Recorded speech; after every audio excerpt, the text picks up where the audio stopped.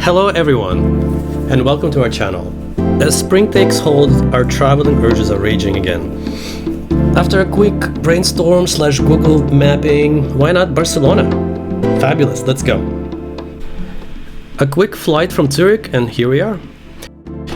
As you may already know, Barcelona is the second largest Spanish city after Madrid, with a population of 1.6 million people. Barcelona is the regional capital of Catalonia, with first official language being Catalonian, which does look and sound similar to Spanish, yet it definitely is quite different. But what do I know? My Spanish is limited to buena para nada. Here are 10 plus bonus places not to miss in Barcelona.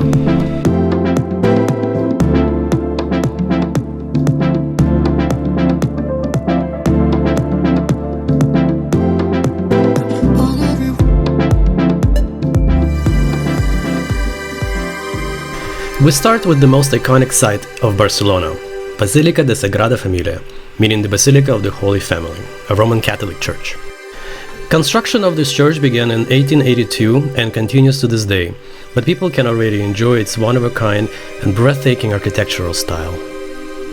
That is the style of Antoni Gaudi, one of the most famous and important architects of mankind. His quirky and unappreciated in his time techniques are based largely on nature and light, and just like in nature, you will find few 90 degrees angles in his work.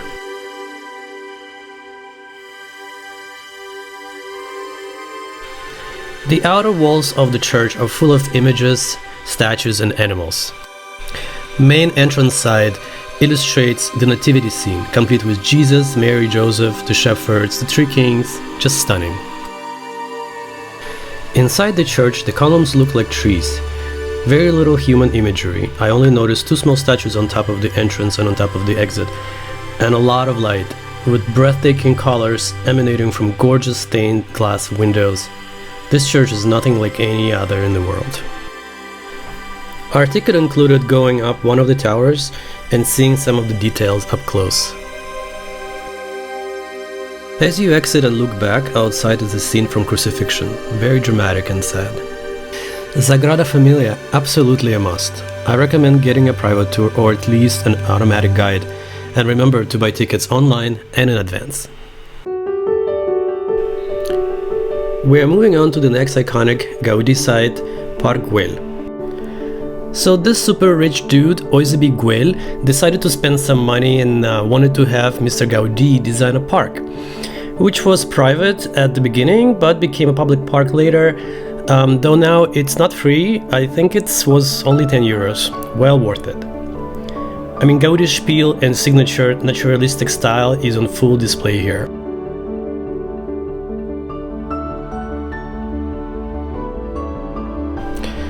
Of course, there are a bunch of cool Gaudi buildings in Barcelona, and some of them you can even visit inside. We were able to visit one, Casa Milà, completed in 1912. That's a really long time ago. Amazing in those days, Gaudi already designed that looked so and cool and contemporary looking even today.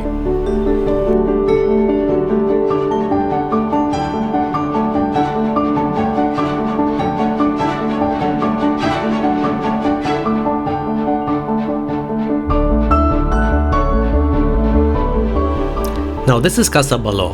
We were so lucky. Our room at the hotel called Roommate Anna, by the way, absolutely cool place, had a direct view of the building, and we had 2 nights of light shows. Amazing. If you are interested to see more Gaudi's works, I recommend doing a quick search and finding them on Google Maps and starring them. That way you can plan better, especially with regard to commuting to the sites. Next, we are moving on to the magic fountains of Montjuïc and Plaça de España. So this place we totally missed on our first trip to Barcelona about 10 years ago. I cannot believe this. So incredible, just look at these waterworks. Also on certain days at night they have the shows with lights. Unfortunately we missed it this time. But do a research on that, it must be over the top. But even without lights, during the day, as you can see, amazing.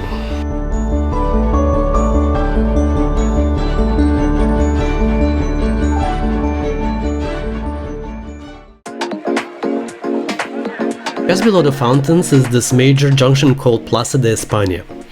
On it you cannot miss what used to be a bullfighting ring, now turned into a mall, down with animal cruelty.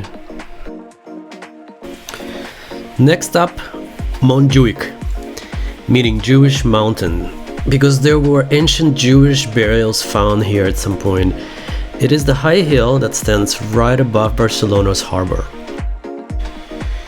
You can take a cable car up to the mountain or just hike up if you're up for an exercise.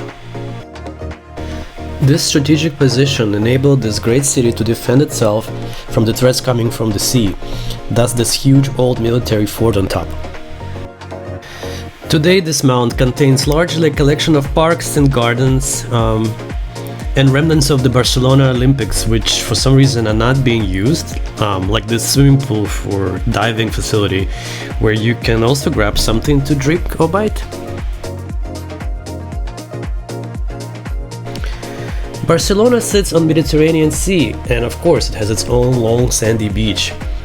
In good weather people come here to have a nice time and enjoy the sun and the sea. Now it's only May and people are out in droves, but few if any are swimming. Weather's probably still a bit cold. I made a dinner reservation here at the beach at a restaurant called Ken Fisher because reviews were pretty good, and what do you know? Look at this, did not disappoint.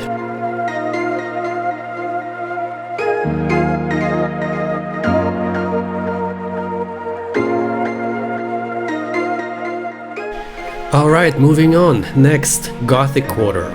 Gothic Quarter is basically Barcelona's old town. With its narrow streets, hanging laundry, little bodegas and shops, but also some amazing architecture if you look closely. This quarter is really quite charming.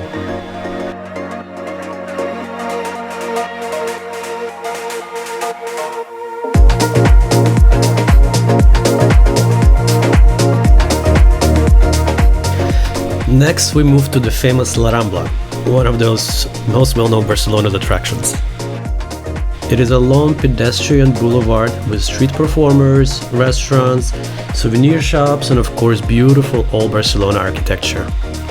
La Rambla is super duper touristy with many tourist predators, so watch out, keep your purses in front of your body, and ignore all of those that ask you, "Where are you from, my friend?" Smile politely and keep walking. La Boqueria is the most famous indoor market of Barcelona. It's right there on La Rambla. Like in most major cities in Europe, these places are pretty crowded and colorful, and Barcelona's La Boqueria is probably one of the best known in Europe. Just look at all this deliciousness. If hungry, a perfect place to find a table at one of those joints that function as an eatery and enjoy the freshest produce real time. Next, find Arc de Triomf, on Google Map, walk through it along Passeig de Gràcia, in my opinion an alternative to crazy La Rambla, and enter Parc Ciutadella.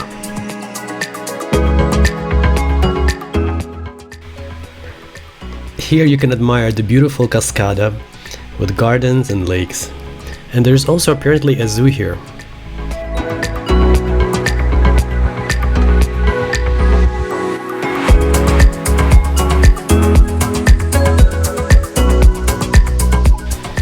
Passeig de Gràcia. Take some time and walk along this beautiful boulevard.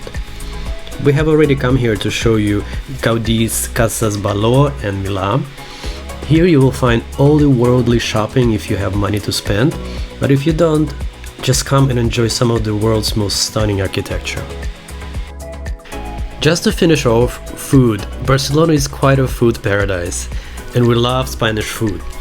Tapa restaurants and bars are everywhere, and if you're into molecular gastronomy, the choices are endless. Just do a bit of research and make reservations, especially Friday and Saturday nights.